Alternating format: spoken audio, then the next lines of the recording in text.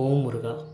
சனீஸ்வரருடைய கதையை தொடர்ச்சியாக போடணும். பார்ட் 1 பார்ட் 2ன்னு கதை பெருசு, ஷார்ட் வீடியோ என்பதால் நீங்கள் சுஜாதா ஆன்மீகல் கதையை சப்ஸ்கிரைப் பண்ணிங்கன்னா தொடர்ச்சியாக கேட்கலாம், பார்க்கலாம்.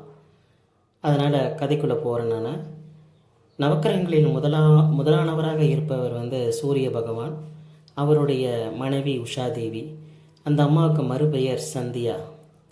இந்த அம்மா சந்தியா தேவி ஒளியும் அறிவும் போல சூரிய பகவானும் சந்தியா தேவியும் இருந்தாங்க. அவங்களுக்கு 3 குழந்தைங்க, யமன், எமி, விவுஸ்மான்.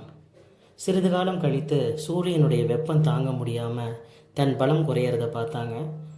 அதனால் சிவனை நோக்கி தவம் இருக்கணும்னு சொல்லிட்டு அவங்க என்ன பண்ணுறாங்க, வீட்டுக்காட்டில் சொல்ல முடியாது, தன்னுடைய நிழல் மாதிரி தன்னுடைய சாயலில் ஒரு பிரதிபிம்பத்தை உருவாக்குறாங்க. வீட்டுக்காரரையும் கணவரையும் கவனித்துக்கொள் என்று கூறுகிறார்கள். ஓம் முருகா. சந்தியாதேவி தன் நிழலான சாயாதேவியை விட்டுவிட்டு அவள் சிவபெருமனை நோக்கி தவம் இருக்க காட்டுக்கு கிளம்புகிறாள். சாயாதேவி சூரிய பகவானையும் தன்னுடைய 3 குழந்தைகளையும் பார்த்து கொண்டு குடும்பம் நடத்துகிறாள். இவ்வாறு சில காலம் கழித்து சாயாதேவி கருவுற்றாள். கருவுற்ற குழந்தை சூரிய வெப்பத்தினால் பாதிக்கப்படாமல் இருக்க சிவபெருமானை நோக்கி தவம் இருக்கிறாள். அப்பொழுது அசரீ குரல் கேட்கிறது. உன் தவத்தை கண்டு மெச்சினேன். உன் குழந்தை கரிய நிறத்தில் பிறப்பான், மகத்தான சக்தி படைத்தவன் என்று கூறி மறைகிறார். சில காலங்களில் சாயாதேவிக்கு ஒரு ஆண் குழந்தை பிறக்கிறது. கருப்பு நிறத்தில் பிறக்கிறார். பெயர் சனி என்று பெயரிட்டாள். சூரிய பகவான் கருப்பு நிறத்தில் பிறந்த குழந்தையை பார்த்து, இது என் குழந்தை அல்ல, சூரிய வம்சத்தில் பிறந்த குழந்தை கருப்பாக பிறக்காது என்று சந்தேகப்படுகிறார். ஓம் முருகா. சூரிய பகவான் சந்தேகப்பட்டு கேட்கிறார், இது என் குழந்தையா என்று. இது உங்கள் குழந்தைதான் நாதா. உங்கள் வழியாக என் கருவில் உருவானவன் நான் தான் சுமந்து பெற்றேன்.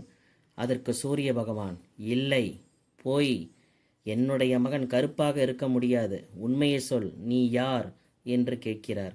சாயாதேவி மௌனமானாள். சூரிய பகவான் தன் திவ்ய திருஷ்டியால் உண்மையை கண்டார். சந்தியாதேவியின் நிழல்தான் சாயாதேவி என்பதை அறிந்தார். இருந்தாலும் அவரால் அந்த குழந்தையை ஏற்றுக்கொள்ள முடியவில்லை. அதற்கு அவர் மனமும் இல்லை. வெறுப்போடு சொன்னார், கருப்பு மகன் என் மகன் அல்ல. இவன் கண்டிப்பாக சூரிய குலத்தின் வாரிசு கிடையாது. ஏமாற்றி பிறந்த இந்த மகன் என் மகனாக இருக்க முடியாது. சனியை சூரிய பகவான் நிராகரித்து விட்டார். சிறு வயதிலேயே தன் தந்தையின் நிராகரிப்பை சந்தித்த மனம் நொந்து போனார். ஓம் முருகா. தந்தையுடைய அன்பை பெற முடியாத ஏக்கத்தில் அவரும் சிவபெருமானை நோக்கி கடும் தவம் செய்ய ஆரம்பித்தார். இளம் வயதிலேயே ஒரு இடத்தில் அமர்ந்து கடுமையான தவம் செய்தார். ஓம் நமச்சிவாயா, ஓம் நமச்சிவாயா, என்னை காப்பாற்று இறைவா, என் தந்தை எனக்கு மறுத்த அங்கீகாரத்தை எனக்கு திருப்பிக் கொடு இறைவா என்று பல்லாண்டு காலம் சனி கடுமையாக தவம் புரிந்தார். அவருடைய தவத்தின் வலிமை உலகத்தையும் அதிர வைத்தது.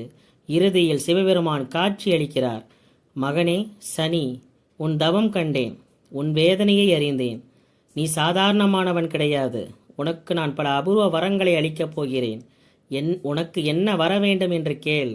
சிவபெருமான் சொல்ல அதற்கு சனி பகவான் சொன்னார், பரம்பொருளே, என் தந்தை எனக்கு மறுத்த இடத்தை, அந்த அங்கீகாரத்தை, நான் அவருடைய மகன்தான் என்கின்ற அங்கீகாரத்தை எனக்கு அவர் தர வேண்டும்.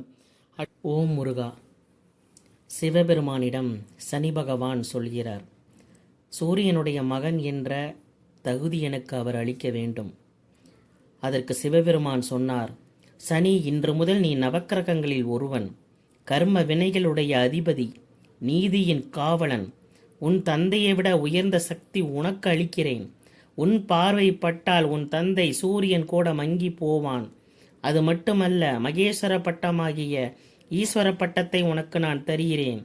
யாருக்கும் கிடைக்காத பட்டம் அது. அதனால் இன்று முதல் நீ சனீஸ்வரன் என்று அழைக்கப்படுவாய். இவ்வாறு சிவனுடைய அருளால் சனியானவன் சனீஸ்வரன் என்கின்ற ஒரு பட்டத்தை, பொதுமகத்தான சக்தியை பெற்றான். அவர் பார்வைப்பட எவரும் கடும் சோதனைகளை சந்திப்பார். அவர் பார்வை வெறும் தண்டனை கிடையாது, ஆத்ம சுத்ம வழி, கர்ம வினைகளை கரைக்கும் ஒரு அருள் நோக்கு. ஓம் முருகா. சிவபெருமான் சொன்னார், மகனே, நீ பார்ப்பதற்கு கருமையானவன் போல் தோன்றினாலும், கருப்பாக நீ இருந்தாலும் உண்மையில் அருள் நிறைந்தவன் நீ.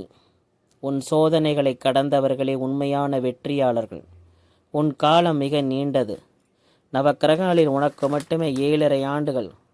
7.5 ஆண்டுகள் யார் கிடைக்கிறார்களோ அவர்களே வாழ்வின் சாரத்தை உணர்ந்தவர்கள் என்று சொல்ல சனீஸ்வரன் சொன்னார். பரம்பொருளே, உங்களது அருளால் நான் நீதியின் காவலனாக இருப்பேன். மக்களுடைய கர்ம வினைகளை நான் கரைப்பேன். சோதனைகள் மூலம் ஆத்மாக்களை புனிதப்படுத்துவேன் என்றார். வாரத்தின் முதல் நாள் ஞாயிற்றுக்கிழமை சூரிய பகவானுக்கும் வாரத்தின் கடைசி நாள் சனி பகவானுக்கு வகுக்கப்பட்டது. கரும நிறம் உடற்குடல் கொண்ட சனி பகவானுக்கு காக்கை வாகனம், கருப்பு வஸ்திரம், கருப்பு தானியம், எள்ளும் எள்ளெண்ணையும் 7.5 ஆண்டுகள் அவரோடு தொடர்புடையது. இதோடு கதை முடிகிறது.